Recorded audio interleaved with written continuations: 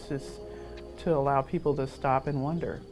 I went to the Pennsylvania Academy of Fine Art, which is the oldest art school in America, and studied the great masters and learned, from Michelangelo, Auguste Rodin, Brancusi, just learned what movement meant and started to make sculpture and explore movement. Then I started making computer-operated sculpture. It's about 25 years ago. And I was putting 2,000 and 3,000 feet of hair-thin wire into these sculptures and hundreds of bulbs. And it got a little too much for me. So I decided to simplify. That's how I wound up with my present form of kinetic sculpture, which is much simpler, only relies on wind and rain, and there's no wires attached to it. So it's a lot more fun, a lot more gratifying than debugging electronics. I looked at various types of art, and I kind of settled on kinetic art because it wasn't something that was really truly exploited in the way that maybe an Alexander Calder and some of the other George Rickey, some other artists had, and previously it was a little bit more wide open. I have started kinetic art more than 20 years ago. I've been designing in my notebooks and building small kinetic art models, mostly wind and water little models and smaller sculptures, until about 12 years ago. I started to make large sculptures, meaning 10 foot and taller.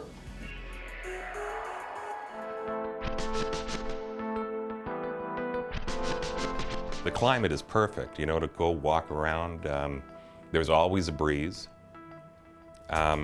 So my first thought is that it's very similar to Europe. I mean that sincerely. I think that, there are some architectural differences, we'll say, but I think it's going to rank with, anything that we've ever done in the past. It could even be better. I like Florida. Florida's it's pretty nice. I've spent some time here before doing other things, and it's always nice to come back. Boynton is my mother's name and family name, and it's from New England. And I don't know how the Boyntons ended up down here in Boynton Beach, and one of the things I'd like to find out more about while I'm here. But I've never really run into references to Boynton, certainly not in the West where I live. So it's fun to be able to say the name comfortably. And in this town, people can understand what I'm saying when I say Boynton. I can tell you 10 years ago, Boynton Beach wasn't a destination city like Boca and Delray. I think this symposium is actually bringing people here and exposing culture and possibly allowing people to come here as to-do city, to have dinner and that kind of thing that they didn't do before. I feel that the art world here in Boynton has an exciting opportunity for many people as local artists. There are art walks and opportunities for local artists to show their works as well as sell their works, which is an important part of that, obviously, as artists wish to maintain their livelihood. South Florida is a destination for a lot of world travelers, and as a result, these venues are very important for us because it gives us an exposure to a larger community. Well, I think Boynton Beach is somewhat committed already to fine art and sculpture in the community, and they have shown a great interest in being connected to artists. As president of the KAO, Kinetic Art Organization, I am thrilled and excited to work together with Boynton Beach and Debbie Coles-Dobé in particular. It is an important step for kinetic art to find a basis in Boynton Beach and the cultural council from the mayor on down have been so welcoming to bring our art form to their city and to share the benefits, whether it is for teachers, students, or just viewers of kinetic art with the citizens of Boynton, as well as all the people in South Florida.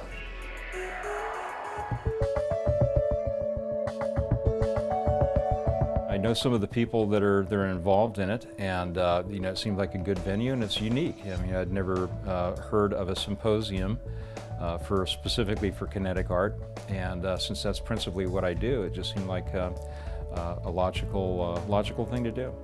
It's very exciting to participate on something like this. I've never done this before, and you know, it's pretty much of an eye-opener for me, which is always exciting. It's always nice to meet more people and see what else is going on, see other people, how they're thinking, how they're building things. I think this is a first, and it's going to be great. I mean, it's going to be fabulous. I think we're drawing people from all over the world, and Debbie's doing a fabulous job.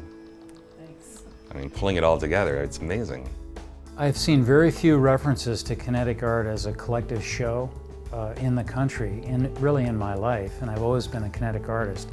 And so suddenly to see a collection of kinetic artists and works from all over the country and perhaps farther being presented in one location, it's almost a no-brainer. If I can be involved with this, I want to be part of it.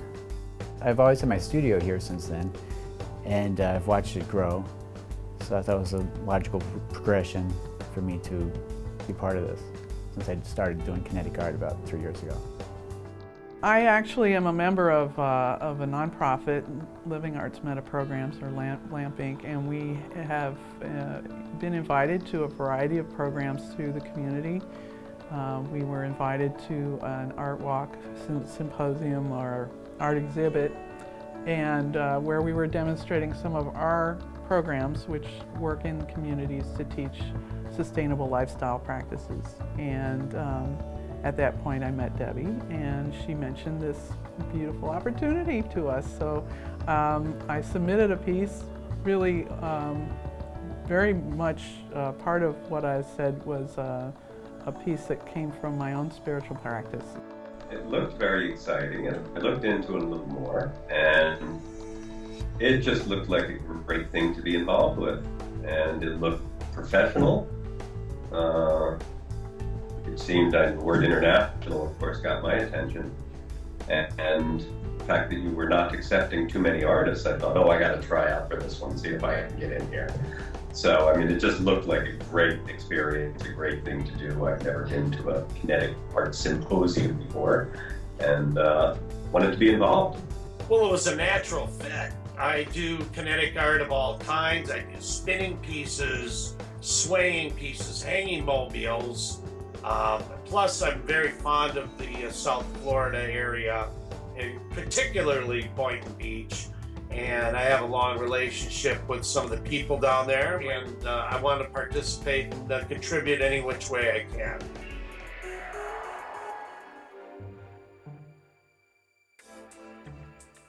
I don't have any formal art training, so when I first started doing art, I was carving wood, carving stone, things like that. And in the process of doing that, I realized that each stroke meant something and was moving the artwork towards completion.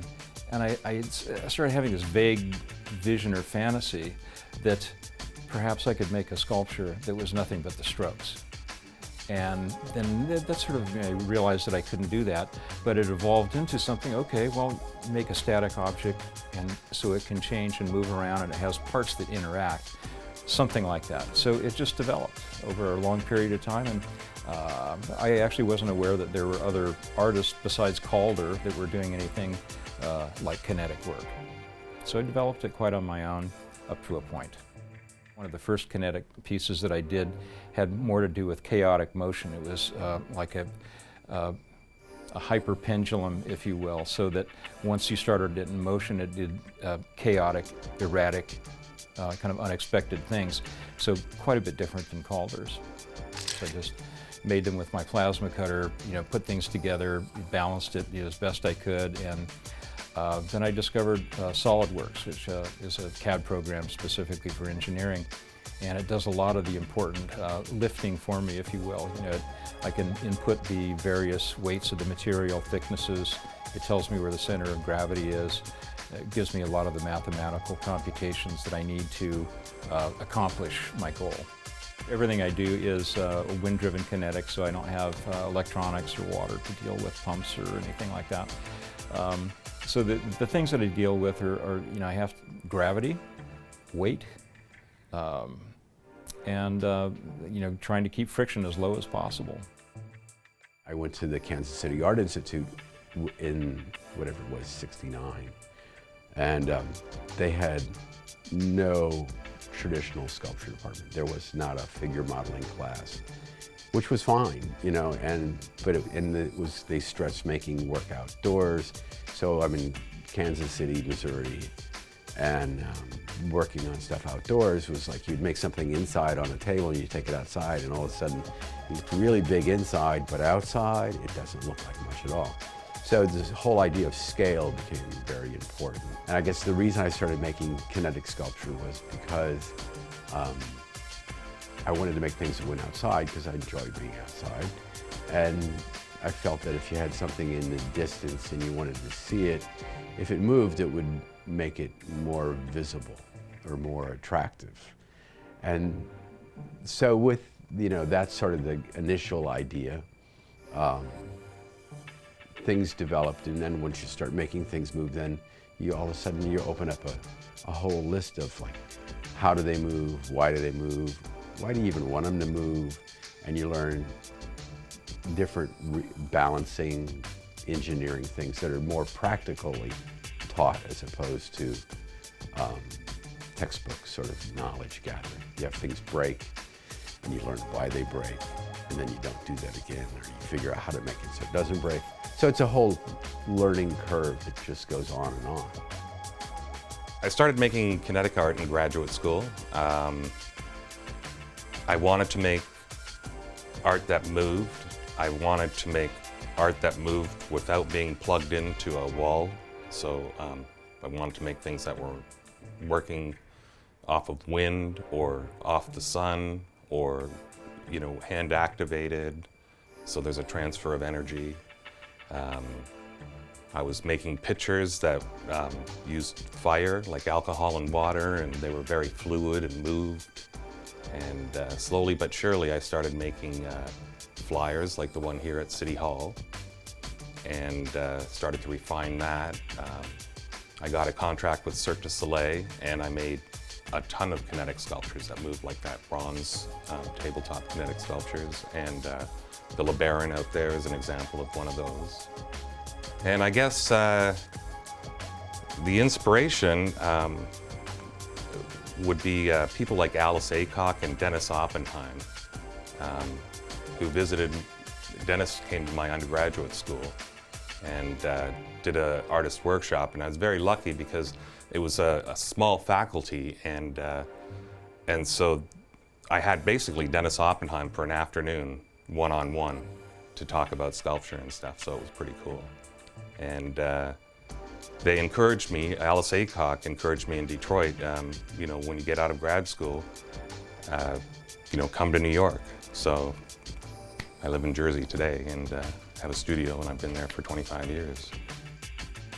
I was doing art in college many years ago, and started doing kinetic art almost immediately. At that time I was making little tiny moving mechanical devices with electric motors and some things made with lights and whatnot. And over the years it has moved almost entirely into natural motive sources. The wind, for me, living in Colorado, is such a present reality that it's my primary way of having a piece of art come to life. Alexander Calder really was my hero, and I took that back in the 60s to be normal and kind of what art was. I think that was almost the public awareness of Calder at that point was at its zenith, And I took this to be normal, and it sort of has fallen away in the interim and is now kind of coming back again. After all these years later, I run into people that don't know who Alexander Calder is, and it's kind of a shock to me. But this notion that, which I think he shared, that the actual thing you are experiencing here is the motion itself, that there is a material object that you're looking at and relating to, but the way that it is moving is the communication. And so in some ways it's less about the surface or the fineness or the object as something to be revered, and what's coming up out of it and being translated into your awareness is the way that it is moving in your sphere. And for me, I get that. I've always understood that even as a young person. And that's my fascination. I look at the way things move. I first started kinetic art, experimenting with kinetic art about 25 years ago when I first started as a sculptor. I went at a client who had several Alexander Calder mobiles in his house. And he actually sold one about $2.5 million each. And he's basically the father of kinetic art. And from that I experimented with how he actually built them, the balancing process. But I realized that I had to find my own voice in art. I wasn't going to copy his mobiles. So I put that away for about 20 years. And not until like about 3 years ago did I start getting back into adding movement into my pieces. I think anything that's balanced, that has movement, is basically, there's no exact formula, because there's the weight of the piece before it and has to be counterbalanced with something else. So basically you're just adding weight until it works, and that can be a long, slow, tedious process. Studied art while in Toronto, Canada, with the Ontario College of Art, and had the opportunity to explore a photoelectric arts program, which was actually new at that time. The early pieces I did were actually installations that involved a great deal of movement, as well as the other components with technology, which would introduce you to art. As I said, is the media is the message, was what we were shown through Marshall McLuhan. And so the works today, I've taken more of the nature and natural components. Like I'm working more in the realm of exploiting my own spiritual practice, which is Lakota Sioux, traditional Native American practice. So a lot of the elements are a part of my art now, the natural elements.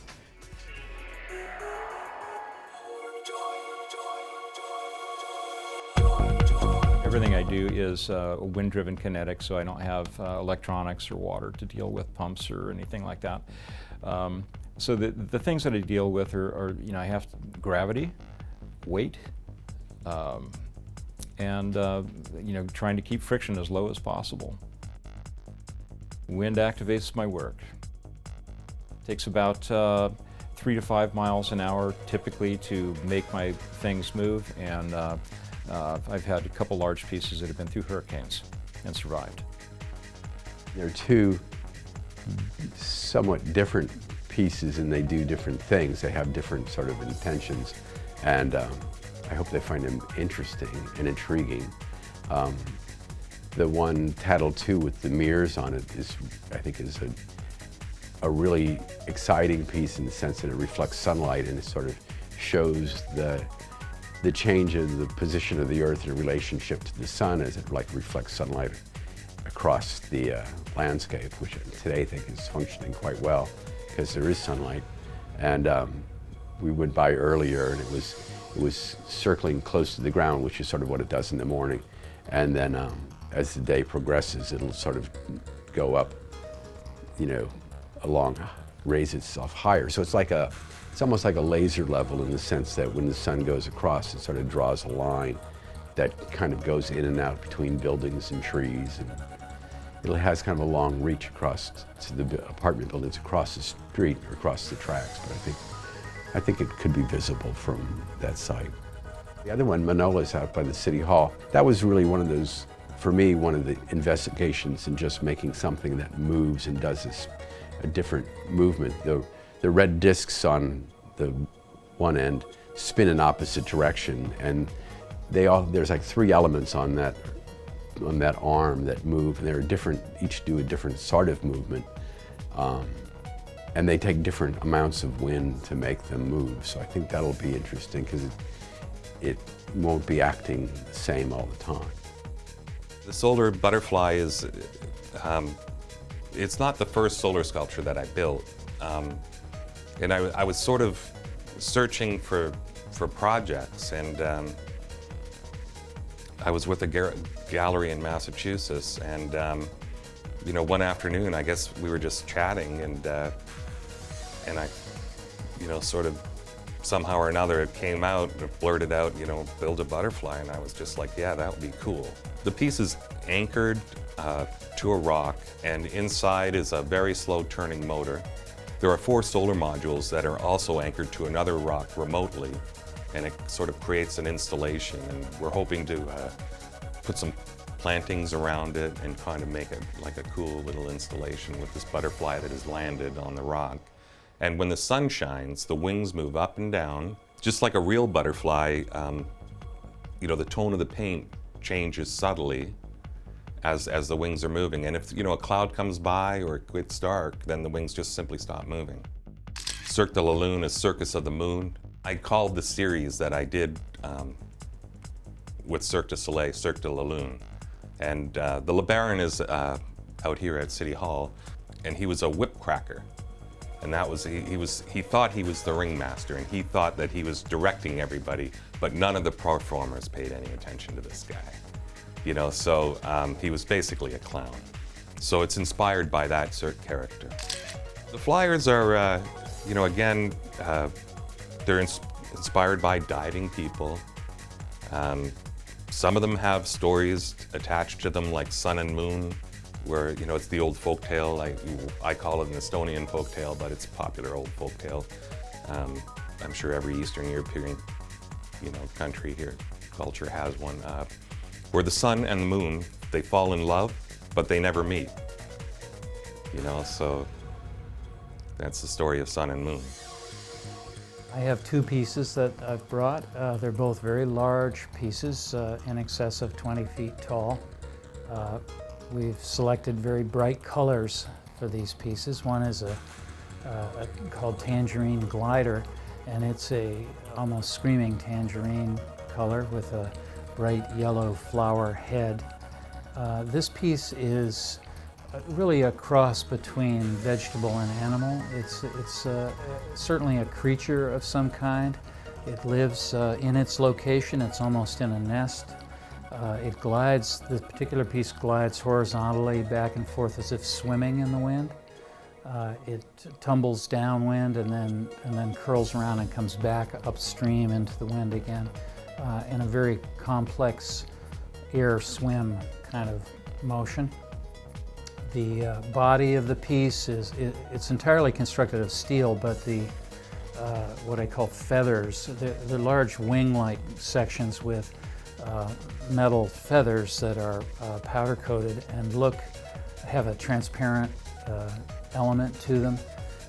This is a kind of a reference to something between a certain kind of plant leaf, or perhaps even a praying mantis or dragonfly. You'll feel this kind of living architecture of motion coming up out of my pieces.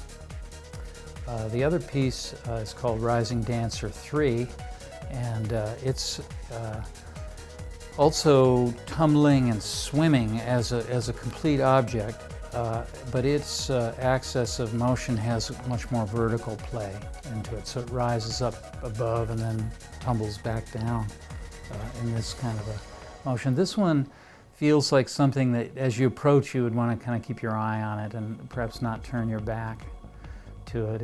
It's a friendly creature, but it's certainly very big. It's almost like visiting the elephant house or a giraffe or something like that. You wouldn't just ignore this thing up close. This one has a a dance, I think, that a human can relate to as well. There's quite a bit of anthropomorphic motion in the way this, I mean, I move my hands a lot. It comes up like the way your body moves. So I think people will find kind of a dancing element for themselves in this piece, Rising Dancer. Both pieces are constructed from steel with paint and powder coat surfaces and very finely balanced ball bearings. I was actually watching about 3 butterflies outside my window one day, and I noticed how the movement, when there's some that are fluttering, some that are still, some that are just moving their wings slowly, it was very chaotic, and it wasn't actually harmonious. It was kind of a off-on type thing, and to me that was interesting rather than a constant spinning or a common beat tempo.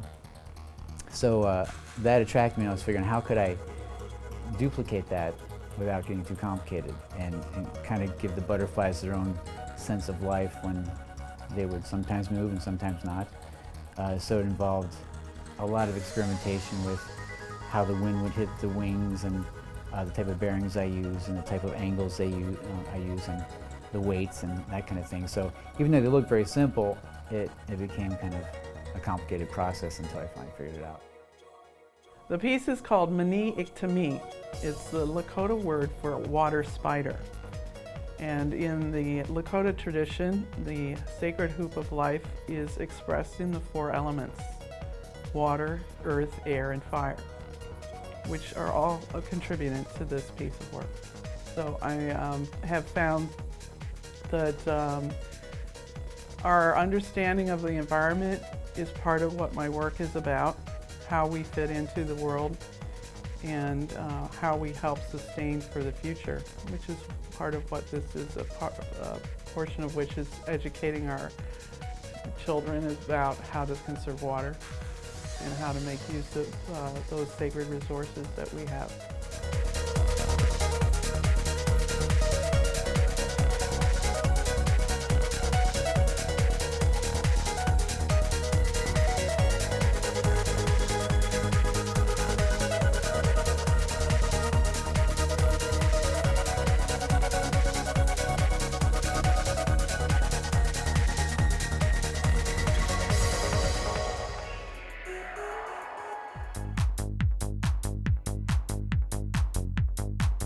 I guess in 2007, I received an email from an enrichment teacher in Hillsborough, California. And her name was Angela Pingong, and she simply had an email that said, "I'd like to introduce kinetic art to my enriched science and math program." And so I just typed away, "Sure, man, like, how can I help?" And so we exchanged emails and telephone calls for a summer, trying to dream up a project that we could do with these students and how we'd go about doing it. And then one afternoon, I just said, or we could build a solar tree. And Angela just said, trees are on the curriculum. And that's basically how it was born. During the school year, I visited with the kids in California from my studio in New Jersey via iChat. And the kids had a camera and a smart board, which was a big screen, so I was pretty live. And we visited during their lunch hour, and we just started to talk a little bit about the concept of the solar tree. So we worked on it conceptually. The teachers introduced their science, their math, the biology of trees. They did nature walks. And they started to research, and slowly but surely, week by week, we narrowed. These are kids in grade 3 and grade 5. We kept refining and refining our concept until we arrived at the exact solar tree that we eventually ended up building on Earth Day 2008. From there, I took the solar tree project to Princeton, to John Witherspoon Middle School, and unfortunately, I think just out of the economics of the situation today, we went through with the program, but we didn't really move forward. with the project as we did in Hillsborough, which was a little bit disappointing. And then in a couple of weeks, I'm off to Highgate International School in Cyprus. And I've partnered with the Drexel School of Education, and together with Highgate International Schools and Drexel School of Education, we're going to come up with a curriculum that'll probably work from, I'd say, grade 3 to grade 12. That'll meet international standards for science and math, biology. We're going to introduce all of that into the program while building a solar sculpture of some kind with the students. My work is, I wouldn't say is cutting edge technology, but I think you're correct in the estimation that it's interesting enough, and I think it can be a lead up, an incentive for kids to not only deal with aesthetics, but some of the math, some of the physics involved in the making of a three-dimensional object. It's responsive to the environment, which is, you know, in my case, I chose wind. It's something that, you know, it's free, you don't have to hook it up. You know, there's very little maintenance involved, very simple, but it allows you to appreciate the environment in a completely different way than you normally would. I like to have young people that are in school, like to have them come to the studio and show them what I do, because I think it's good in the sense that it helps them recognize that there are other opportunities in life other than, you know, there's like, you can grow up and you can be an artist, you can be creative, you can think independently of things, and I think that's really a key part of education, is to have that allow for creativity in their thought process.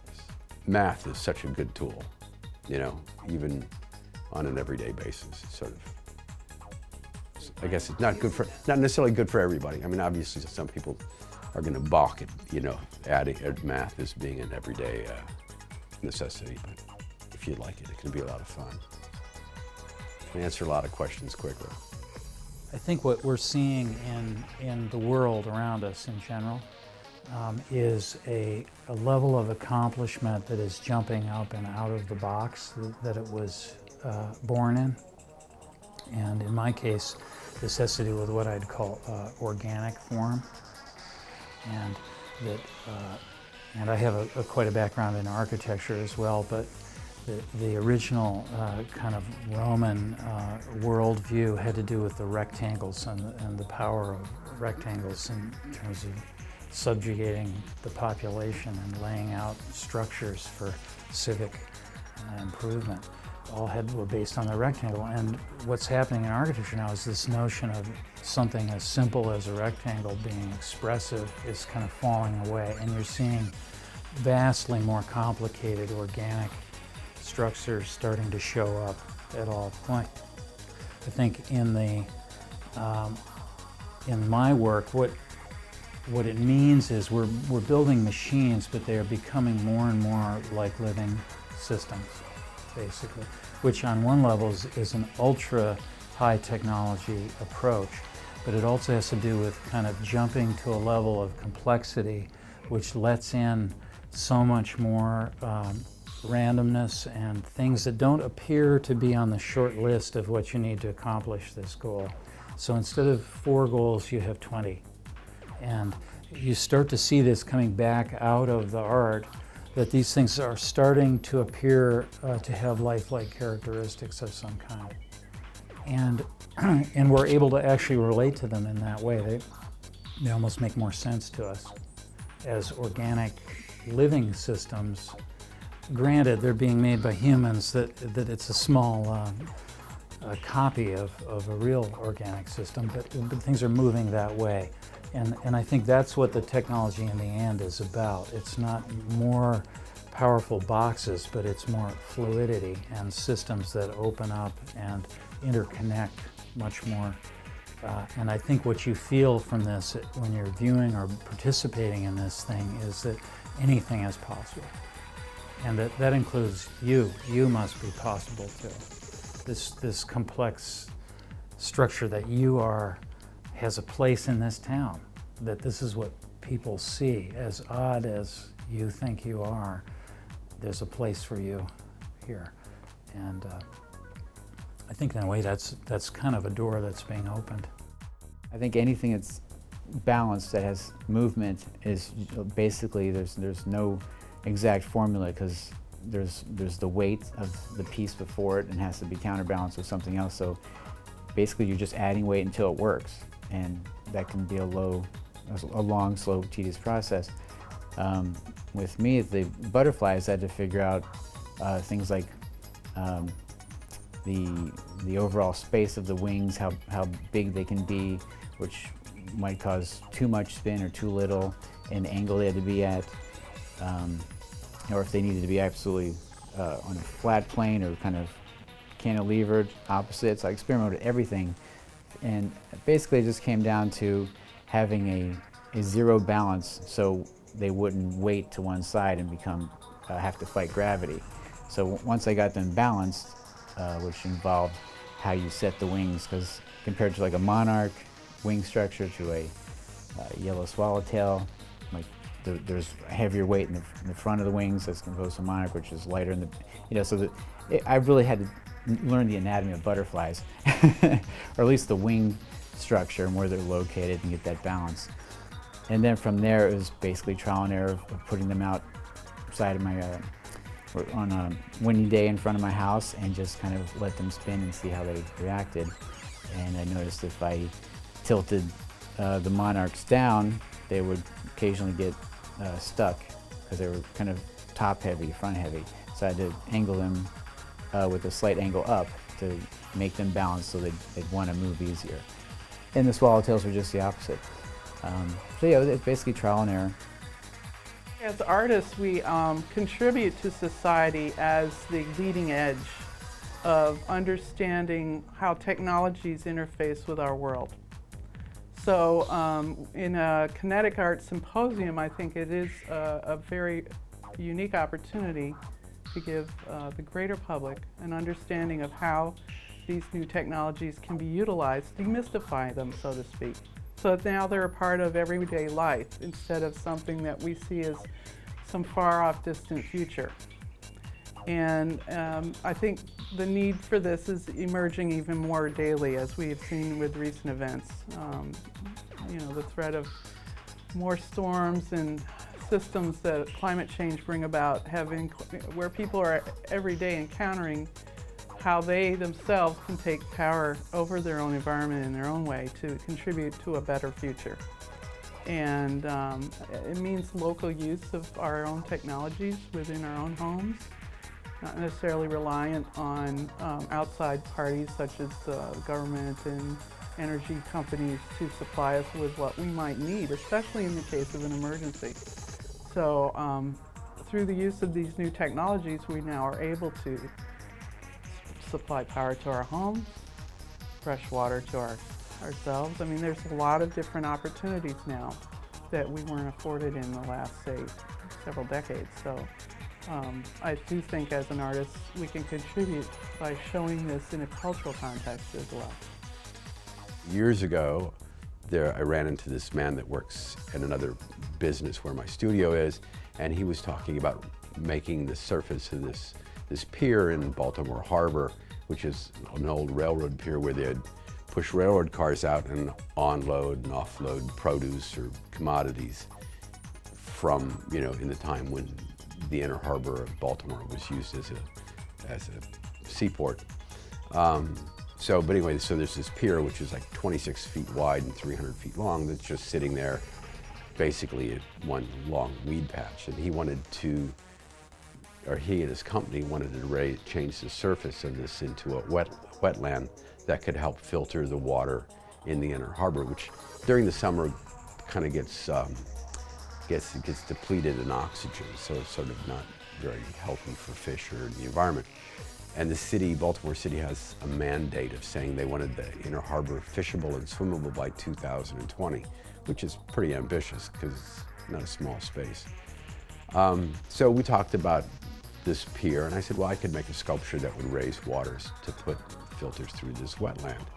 And they used one of my sculptures, or images of one of my sculptures, in their prototype mock-up to get funding to develop the idea. I do get a lot of emails from people who see the stuff and they ask me questions about how it's made, a lot of students in art schools, and they want to, how do you choose your bearings, or how do you make these things? And I mean, I love answering the questions. I think it's great. It's so there's somebody else who's interested in a similar kind of thing. There aren't too many books on making kinetic art, and there's so many different kinds of kinetic art that, it's just limitless.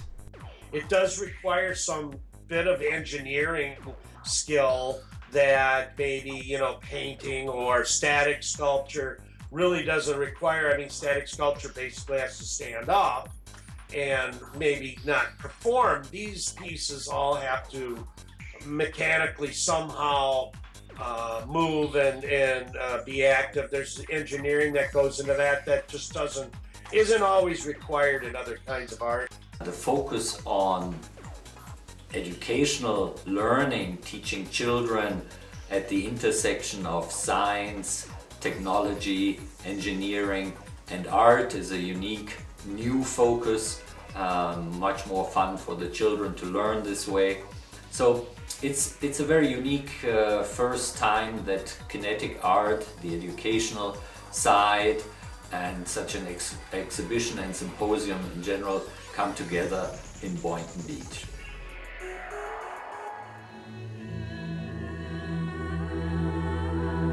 I don't know if I have expectations, hopes perhaps that this can bring some attention to what I think is a very interesting and probably underrated form of art. Hopefully they'll enjoy the pieces. I mean, they're two somewhat different pieces, and they do different things. They have different sort of intentions, and I hope they find them interesting and intriguing. For everybody, they're going to have their own experience. So for me, it would probably be more, networking, meeting the other artists. That's always fun. Hopefully we'll meet some collectors or develop some collectors and interest in the work. So my interests are more professional. The collectors, they're here to look at the art, and so they're going to have a different experience. And then there's the academic portion of it. So the students, they'll have an enriching experience, and they'll see things in another way or learn things, and so for everybody, I think there's something. In all these years, I have not seen presentations of art that were about kinetic art and conversation about kinetic art and wonderful speakers coming in, and all the secondary links to education and motivation of people that are in school and their involvement. And the other thing is, kinetic art is in fact a very accessible art form. I think people don't have any trouble getting kind of the excitement of what this stuff is about. And so every child wants to make their own little piece too. So it's not a difficult entrance. So to see a collective presentation both of ideas and wonderful artists from different places and lots of kinetic art is really a very unique and wonderful opportunity. My experience working with you and people behind the scenes has been great and inspiring, and without your efforts this couldn't have been done, so thanks. I would like to say that the event itself I look forward to. I know that it has been the efforts of many through the City of Boynton in this office, the Public Arts Office. I know that we will see a lot of energy coming from this, and look forward to many years of further symposiums. I don't really think I want them to get anything out of it. I want them to look at it and experience it. The pieces tend to be kind of relaxing. I know they relax me when I look at them.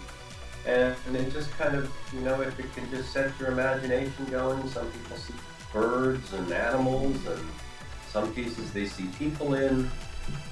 And I think it's totally up to the viewer to just, enjoy it, experience it, and maybe buy it. I guess I'd like them to be entertained hopefully pleased by it. I guess my kinetic art has a, very non-political, soothing maybe aspect where shapes interact, fit together, move together, move away, and it provides kind of an entertainment for the mind and how things fit together in a composition. I guess the word composition when I create a piece is something that, you can mix and match different types of shapes, but I generally like to make things kind of fit together.